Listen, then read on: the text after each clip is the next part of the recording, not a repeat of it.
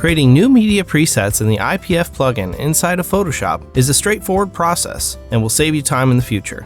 Start by setting your media type and output profile to the paper you are using under the main tab of the plugin dialog box.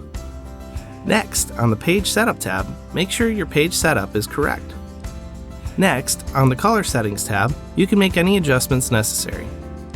Once you have everything set, go back to the main tab and send the print off to the printer for the first time. This will tell the printer what settings you will be using. You can see the settings by clicking on the Print History tab and clicking the Details button.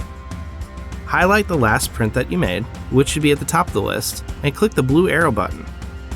In the pop-up window, name your media preset, giving it as much detail as possible so that it's obvious when you refer to it in the future. When you're done, click OK. Click OK one more time to get back to the plugin dialog box. You should now see your new preset in the Print History and Favorites box on the right. To test your new preset, click on the Main tab, then click on the Media Type drop-down box. Select a random setting and do the same on the Output Profile drop-down box. On the Color Settings tab, click the Defaults button. On the Page Setup tab, select a sheet from the Paper Size drop-down box and Cut Sheet on the Paper Source drop-down box.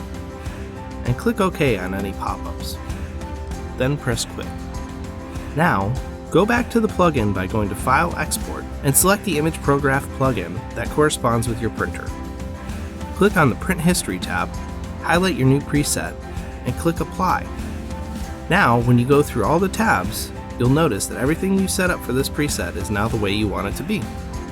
If you have any more questions on how to use your Canon IPF plugin, refer to the additional tutorials at lexjet.com or contact your sales representative.